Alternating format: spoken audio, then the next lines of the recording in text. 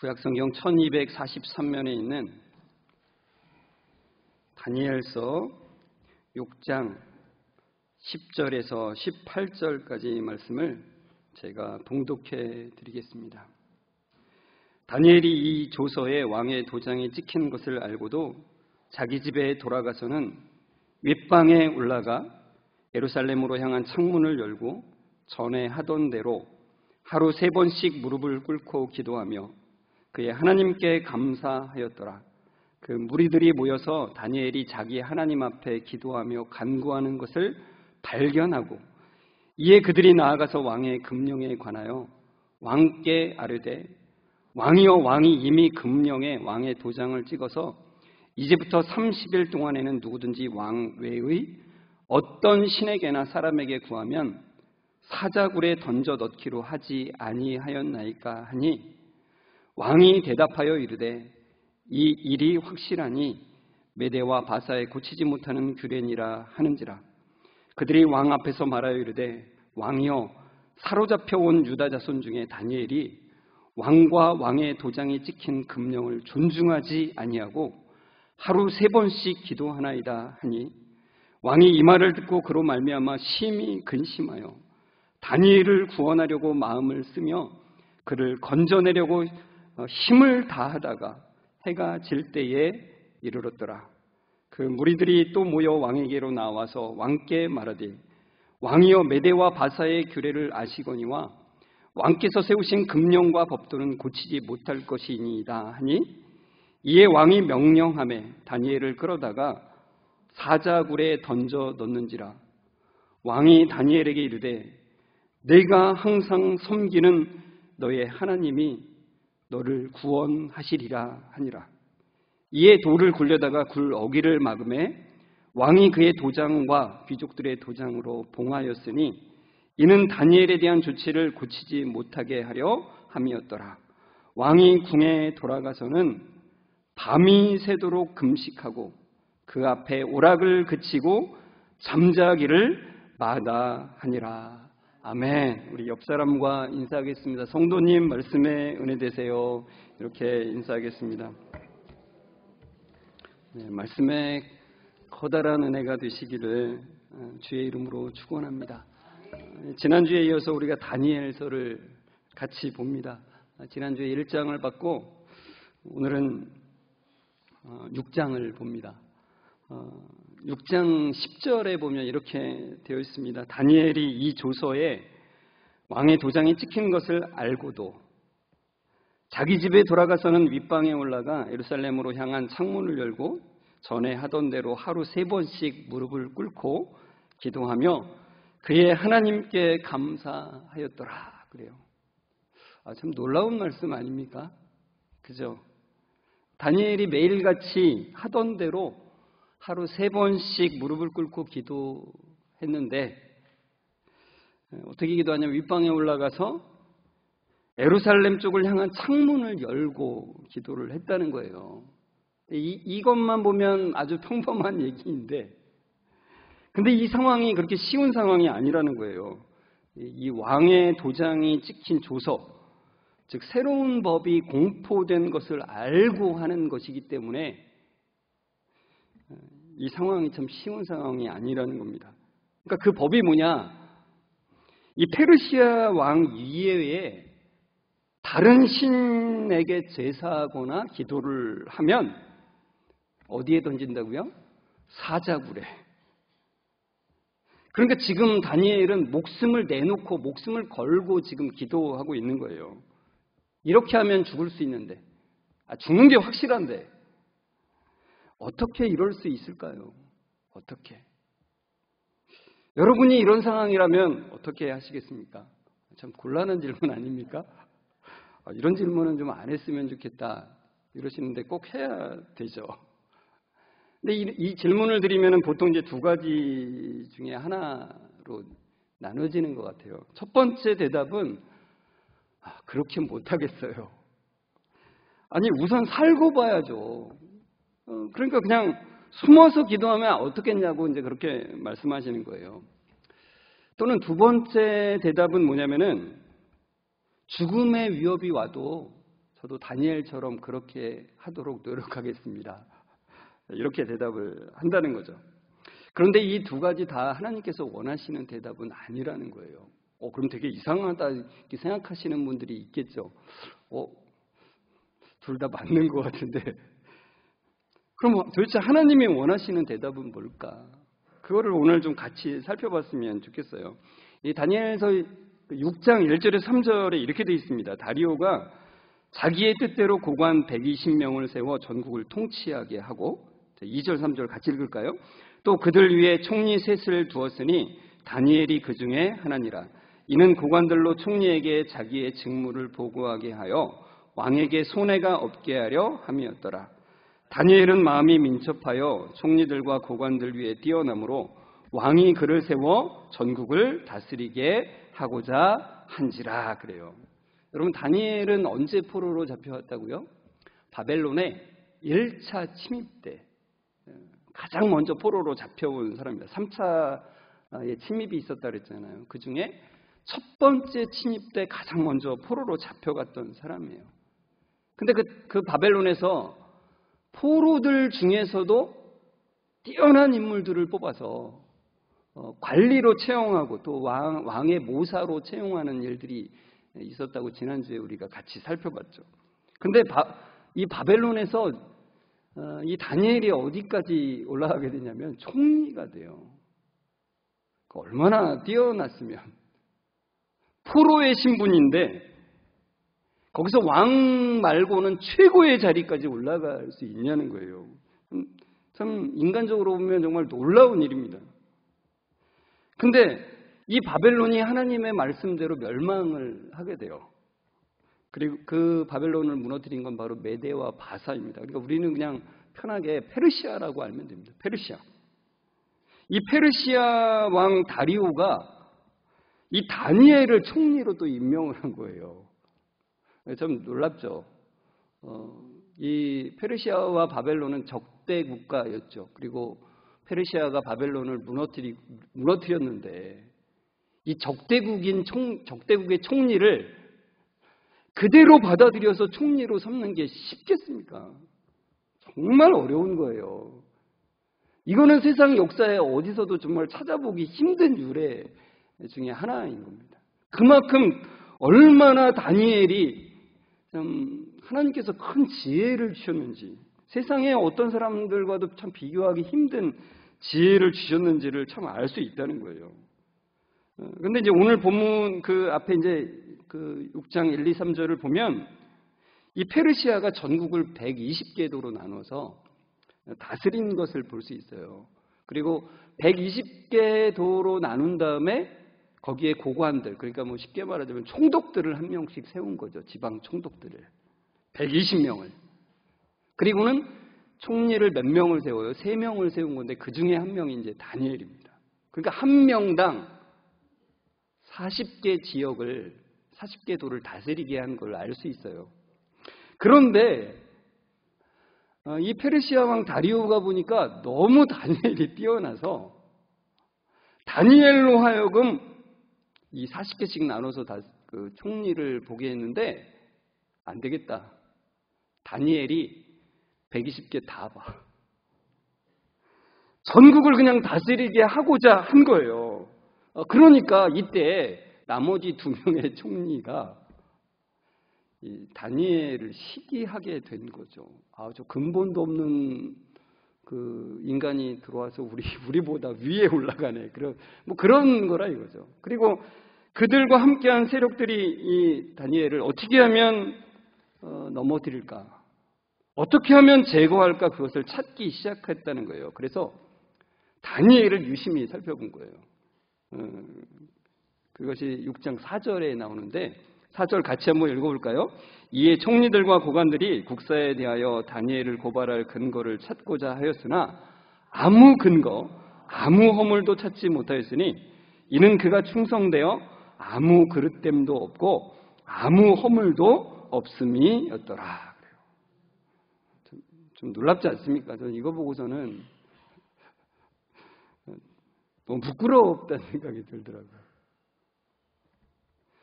그 대적자들이 아무리 찾으려고 해도 다니엘에게서 아무런 그릇됨이나 허물을 찾을 수가 없었대요. 여기서 이제 그릇됨이라고 하는 말은 뭐냐면 소홀함이라고 하는 뜻입니다. 소홀함. 그러니까 다니엘은 대충 눈속임에서 대충 넘어가는 일이 없어요. 대충 하는 일이 없었다는 거예요. 그러니까 모든 일을 할 때 마음을 담아서 했다는 것을 보여주고 있다는 거죠. 대적들이 인정하는 거예요. 그 다음에 허물이라고 하는 말은 부패를 말해요. 부패. 그러니까 다니엘에게서 조금이라도 부정부패를 찾아볼래야 볼 수가 없었다는 거예요. 여러분, 털어서 먼지 안 나는 사람 없다라는 말이 있잖아요. 근데 먼지 안 나는 사람이 여기 있어요. 아무리 다니엘을 털어도 먼지가 안 납니다. 이런 세상에 고소할 거리를 아무리 찾아도 전혀 찾을 길이 없는 거예요. 그래서 대적자들이 마지막 방법을 하나 이제 의논을 하는 거예요. 그 방법이 뭐냐면 6장 5절에 나와요. 같이 읽어볼까요? 그들이 이르되 이 다니엘은 그 하나님의 율법에서 근거를 찾지 못하면 그를 고발할 수 없으리라 하고 그래요. 그러니까 그가 섬기는 그 하나님의 법을 가지고 걸지 않으면 이 사람은 걸어 넘어뜨릴래야 넘어뜨릴 게 없다 이거예요. 이 말이 무슨 말이냐면 그의 하나님의 법이 이 페르시아 나라 법과 충돌하게 만들 거리를 만들지 않으면 결코 넘어뜨릴 수가 없는 사람이다 그거예요. 여러분, 우리가 살아가면서 우리가 지켜야 될 이 세상의 법과 하나님의 법이 충돌하는 일이 생깁니다. 그죠? 그러면 쉽지가 않습니다.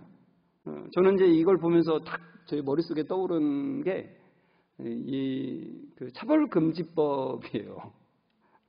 그러니까 지금 현재 세계의 여러 나라들이 이 동성애자를 차별하면 안 된다는 법을 통과시키고, 그래서 성경에서 이 동성애를 죄로 규정하는 그 말씀을 전하면은 그 설교단에서 이제 강단에서 그런 설교를 하면 그 참여했던 사람 중에 한 사람이라도 그걸 녹음해가지고 고소를 해버리면 법적인 조치를 받게 되는 거예요. 그래서 우리나라도 그것을 입법화하려는 것과 그것을 반대하려고 하는 것이 지금 첨예하게 대립하고 있습니다. 지금 현재도. 그래서 만약에 나중에 그게 통과가 되면은 감옥 갈 각오를 하고 제가 설교를 해야 되는 거예요. 참 제가 쉽지 않구나. 현실적으로 다 그게 세상의 법과 하나님의 법이 배치되는 그런 상황에 맞닥뜨리면 그냥 우리가 생각하는 것보다는 더 심각한 거죠. 쉽지 않다는 것을 너무나 절감을 하는 거예요. 여러분도 직장이라든지 어떤 모임 속에 여러분이 속한 거기서의 관습이나 어떤 법들이 있잖아요. 규칙들이 있잖아요. 그런 것이 하나님의 법과 배치되는 것이 있죠. 그러면 그 하나님의 법을 거기에 맞춰서 행하도록 요구받는 것들이 있을 거예요. 제가 지금 여기서 막 세세히 얘기하지 않더라도. 참 쉽지 않습니다. 그런데 이제 다니엘의 대적자들이 이제 가만히 살펴본 거예요. 도대체 어떤 게 그가 섬기는 하나님의 법과 이 세상의 법을 어떻게 만들어서 그것과 대치시키게, 충돌시키게 할까를 가만히 살펴보니까 그가 매일 하고 있는 일을 그들이 발견한 거예요. 그게 뭐예요? 우리가 읽었잖아요. 하루에 3번 무릎을 꿇고 기도하고 있는 그것을 잡아낸 거죠. 그래서 왕에게 찾아가서, 다리오 왕에게 가서 충성하는 척하면서, 이게 명분이라는 게 중요하잖아요. 내 정적을 제거할 때 아주 그 명분은 왕께 대한 충성이에요. 그 말씀이 이제 6, 7절에 나오는데요. 7절에 이렇게 제안을 하는 거죠. 이제부터 30일 동안에 누구든지 왕 외에 어떤 신에게나 사람에게 무엇을 구하면 사자굴에 던져 넣기로 하자 이겁니다. 그러니까 이제 이 상황을 잘 이제 우리가 보셔야 돼요. 아까 120개 도로 나누어서 이걸 다스렸다 그랬잖아요. 그 넓이가 굉장히 커요. 대제국이에요. 페르시아가. 그러니까 그 120개 도에서 각각 민족들이 막 다른 경우도 너무나 많으니까 각각의 신을 막 섬기고 있잖아요. 그래서 이 나라를 통치하는데 일치됨을 주기가 너무 어렵다는 거예요. 이 지금 대적자들의 논리는 그거예요. 그러니까 왕이시여, 이제 페르시아가 시작된 시점이기도 하고, 그리고 왕권을 강화해야 될 시점이기도 하니까 30일 동안만 그 어떤 신에게도 제사하거나 기도하는 것을 멈추고 어떻게 해요? 왕의 이름으로만 은혜를 구하도록 하자, 이런 거예요. 참 그럴듯하지 않습니까? 명분이요. 그러니까 다리오 왕이 여기에 확 넘어간 거예요. 참 좋다. 그래, 우리 페르시아가 시작되는 아직 얼마 안 됐기 때문에 이 전국을 하나로 통일하기가 너무나 어려운데, 그 사상적으로, 정신적으로 하나로 통일하기가 너무나 어려운데, 그래, 30일이 길지는 않으니까 그렇게 큰 반발도 없을 것이고, 그래, 하자. 그래서 너무 기분이 좋아서 왕의 도장을 딱 찍은 거예요. 그런데 페르시아는 그 당시에 한 번 왕이 도장을 찍으면 그 도장을 찍은 왕조차도 그것을 물릴 수가 없는 법이, 규례가 있는 거예요.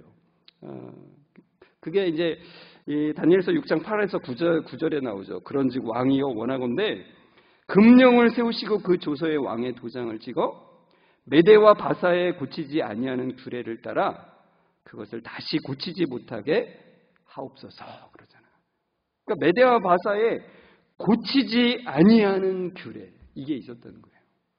그러니까 지금 대적자들이 다 이걸 염두에 두고 고려하고서는 다니엘이 빠져나가지 못하게 함정을 판 거예요. 그런데 다니엘은 이것이 대적자들의 계략으로 말미암은 함정이라는 것을 분명히 알았음에도 불구하고 어떻게 해요? 그대로 기도를 한다는 거죠.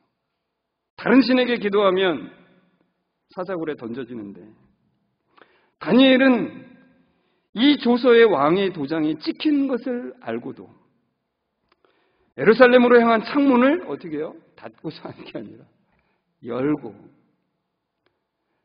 기도하는 거예요. 변함없이 이전에 하던 대로. 근데 여기서 예루살렘으로 향한 창문을 열고 기도했다는 게 되게 중요한 거예요.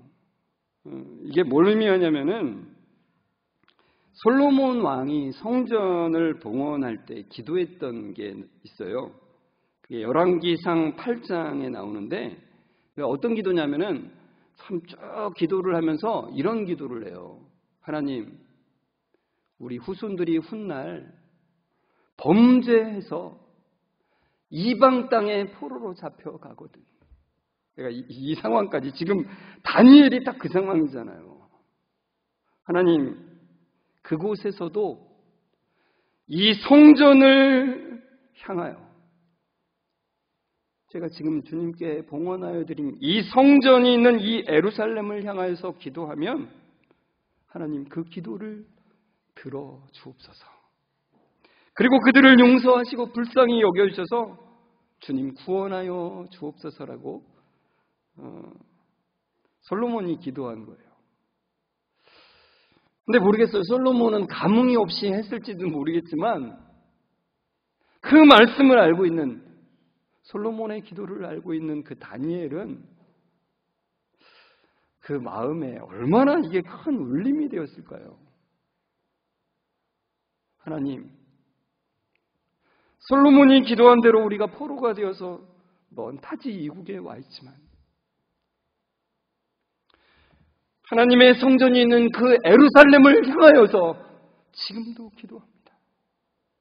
주님, 우리 백성들의 죄를 사하여 주시고 용서해 주시고 주님의 긍휼을 베풀어 주옵소서라고 다니엘은 계속해서 기도하는 거예요. 계속해서. 그리고 다니엘은 그 에레미야의 예언을 들었습니다. 어떤 예언이요? 70년 만에 다시 돌아가게 될 것이라고 하는 그 하나님의 약속을 들었어요. 그래서 다니엘은 하나님께 지금 다시 돌아갈 그 약속의 말씀을 붙잡고 감사하는 거예요. 어떻게 감사하겠습니까? 사실 이 상황이죠. 근데 다니엘이 그 약속의 말씀을 붙잡고 다니엘은 하나님께 감사하였더라. 그런 거예요. 그러니 다니엘은 이 기도를 멈출 수가 없었습니다. 예루살렘을 향해서 기도하는 것을 멈출 수가 없었어요. 그럼 여러분 우리는 이 시점에서 물어야 되잖아요. 왜 다니엘은 목숨을 내놓고 기도해야 됩니까? 창문 닫고 예루살렘을 향해서만 기도하면 되지 않습니까? 라고 할 수 있지 않습니까? 그냥 문은 닫고 그냥 방향만 예루살렘을 향해서 기도하면 되는 거 아닙니까? 우선 살고 봐야 되지 않습니까? 뭐 그럴 수 있습니다. 근데 그가 이제 나중에 결국은 이제 잡혀가잖아요. 그리고 사자굴에 이제 던져지게 되는데 그때 다리오 왕이 이 다니엘에게 이런 말을 해요. 여기 이 말에서 다니엘이 왜 그랬는지 우리가 힌트를 알 수 있어요. 힌트를 좀 볼 수 있습니다. 다니엘서 6장 16절 같이 읽어볼까요? 이에 왕이 명령함에 다니엘을 끌어다가 사자굴에 던져 넣는지라. 왕이 다니엘에게 이르되 내가 항상 섬기는 너의 하나님이 너를 구원하시리라 하니라. 여러분 여기 항상이라고 하는 말을 좀 주의 깊게 보셨으면 좋겠어요. 항상 섬기는 너의 하나님. 다니엘에게는 지금 이 다리오 왕 앞에서도 변함이 없는 거예요. 그가 섬기는 하나님은 창조주 하나님으로 이 세상의 어떤 신과도 비교할 수 없는 하나님이시라는 것을 항상 고백하는 하나님. 이 세상의 어떤 권력과도 비교할 수 없는 전지전능자이신 그 하나님을 고백하는 것. 그것이 항상 있었다는 거예요. 이 다리오 왕이 볼 때도 그랬다는 거예요. 이건 그냥 빈정대면서 한 얘기가 아니에요. 14절에 보면은 다리오 왕이 심히 근심하여 다니엘을 구원하려고 마음을 쓰면서 그를 건져내려고 힘을 다하다가 해가 질 때가 됐어요. 이제는 이 법 집행을 해야 되는 거예요. 그러니까 이 다리오 왕이 내 힘으로 안 되는구나 이걸 깨달았다는 거죠. 그래서 종교개혁자 칼빈이 이것에 대해서 이 부분을 주석하면서 이렇게 적었어요. 제가 잠깐 읽어드리겠습니다. 다리오 왕은 다니엘에게 이렇게 말한 것이다. 다니엘아, 나는 너와 너의 생명을 너의 하나님께 맡긴다. 내가 항상 섬기는 내 하나님께 맡긴다. 왜냐하면 너를 구원하는 일은 내 능력에 달려있지 않기 때문이다. 이렇게 말한 것이라는 거예요. 칼빈이 이제 그것을 풀어서 써준 겁니다. 여러분, 페르시아 제국의 왕조차도 다니엘이 항상 믿는 여호와 하나님을 아는 거예요. 다니엘은 이제까지 그 어떤 신과도 비교할 수 없는 그 하나님만을 신뢰하며 살아왔고, 이 대제국인 페르시아의 왕 앞에서도 여전히 동일하게 그렇게 행동하고 말하면서 그런 태도로 살았다는 거예요. 그러니까 여러분, 지금 이 함정에 자기가 빠져 있지만 이것이 단순히 자기가 죽고 사는 문제만이 아니라 다른 신이나 다른 권력과는 비교할 수 없는 그 하나님을 부인하는 문제라는 것을 다니엘은 분명히 가지고 있었다는 거죠.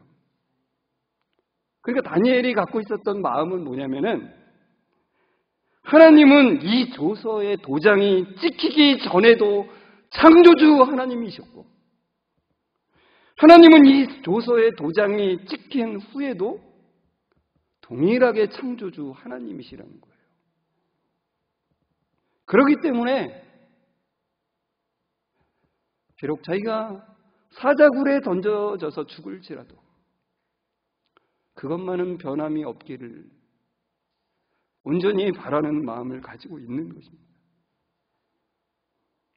그래서 그는 기꺼이 이제 사자굴에 던져지죠. 다리오 왕은 밤새도록 금식하면서 잠도 안 자요. 좀 웃기지 않습니까?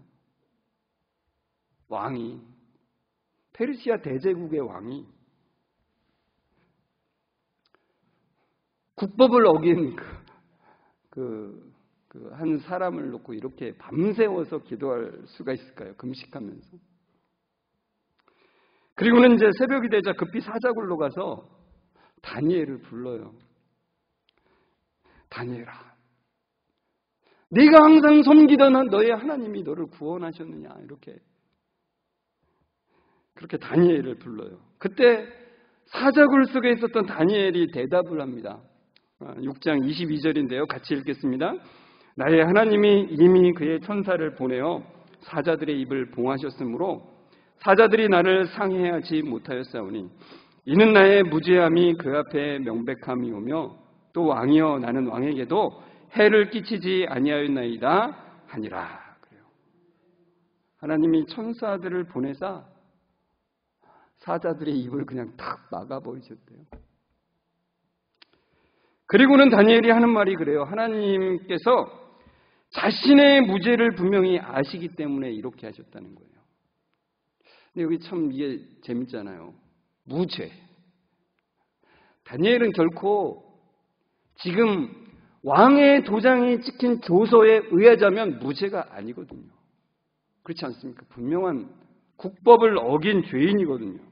그러나 다니엘이 지금 고백하는 것은 그 위에 계신 하나님이 계시다는 것을 분명히 고백하는 거예요. 분명히 국법을 어겨서 사형받을 그런 처지에 있음에도 그는 하나님의 영광의 관점으로 보고 있는 거예요. 하나님의 영광의 관점으로는 무죄다라는 거예요. 근데 이걸 보면서 그러면 세상법을 무시하라는 거냐? 결코 그런 게 아니라는 거예요. 하나님은 이 세상의 주권자들을 존중하라고 말씀하세요. 이 세상의 법을 존중하라고 하시는 거죠. 그러나 어떻게 해요? 주님 안에서 세상법을 지키라고 말씀하신다는 거예요. 왜요? 그 모든 것을 주관하시는 분이 위에 계시다는 것을 인정하라고 말씀하시는 거예요. 여러분, 제가 이 말씀을 드릴 때 여러분은 마음이 불편한 분들도 있을 거예요. 우리가 세상법과 하나님의 법이 충돌하는 그런 상황에서 이게 단순히 지키냐 마느냐의 문제로만 생각할 수 없는 복잡 미묘한 상황들이 많다는 것 저도 많이 경험을 합니다. 저도 직장 생활을 하면서 그렇게 할 때 참 그런 상황들에서 참으로 쉽지 않구나를 많이 생각하게 됐어요. 그러나 성경은 우리에게 말씀하는 거예요. 그런 상황 속에서 너무나도 쉽고 당연하게 타협의 길을 택하지 말라는 것입니다. 정말로 이 세상의 주권자가 하나님이시라면, 이 세상을 창조하신 분이 하나님이시라면 하나님의 뜻을 구하라는 것입니다. 여러분, 다니엘은 무섭지 않았을까요? 무서웠죠. 죽음이 두렵지 않았겠습니까? 사자굴에 던져질 때 얼마나 떨리지 않았겠습니까?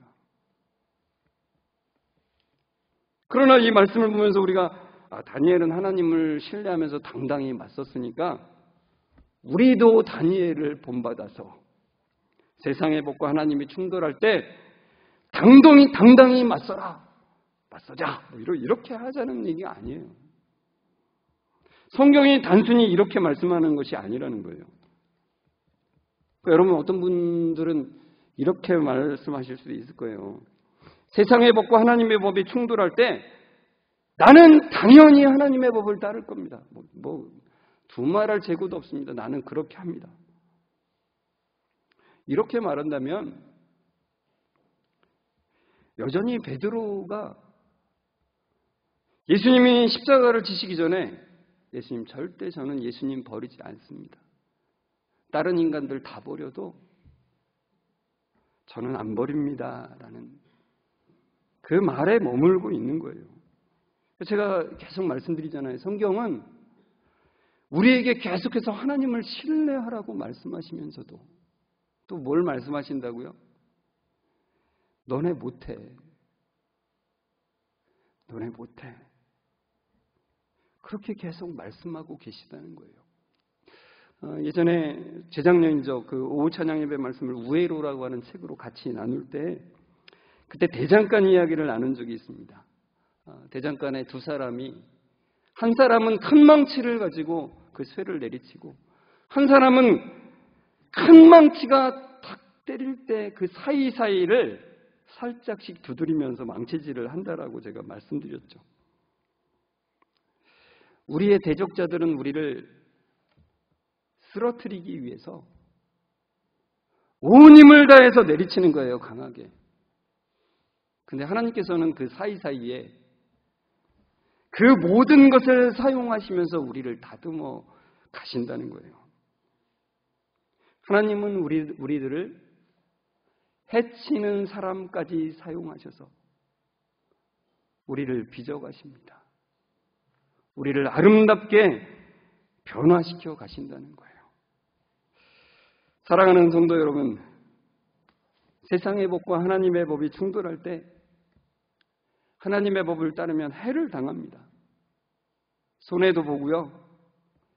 정신적인 고통도 당하고 여러 가지 위기를 당하게 됩니다.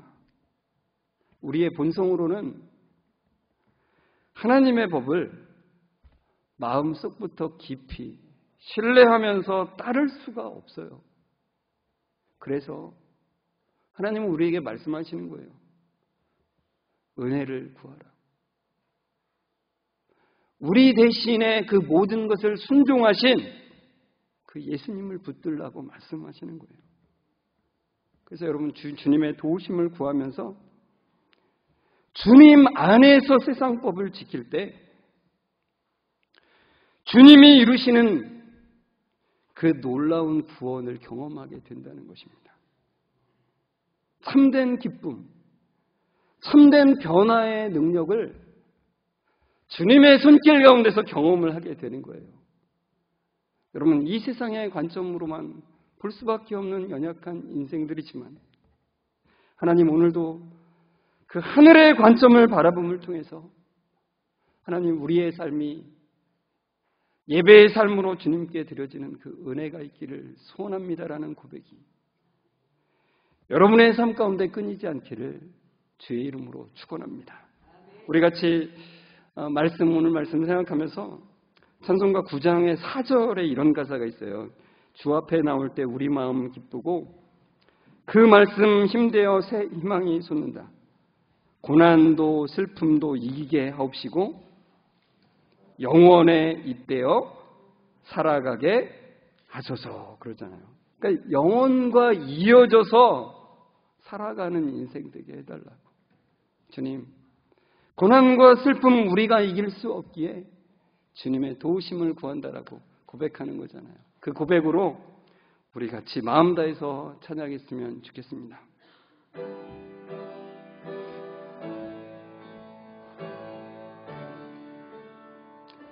주 앞에 나올 때 우리 마음 기쁘고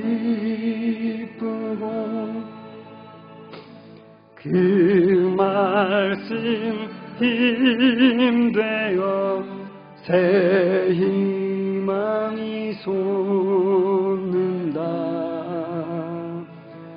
고난도 슬픔도 이기게 하시옵고 영원에 잇대어 살아가게 하소서. 우리의 자랑과 기쁨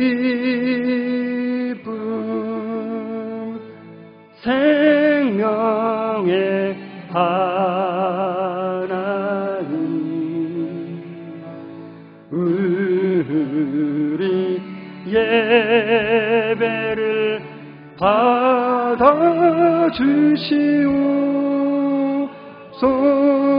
다시 한번 주 앞에 나올 때, 주 앞에 나올 때 우리 마음 기쁘고, 그 말씀 힘내요. 그 말씀 힘되어 새 희망이 솟는다. 고난도 슬픔도 이기게 하시옵고, 영원에 이때여 살아가게 하소서. 우리의 자랑과 기쁨, 생명의 하나님, 우리 예배를 받아주시옵소서.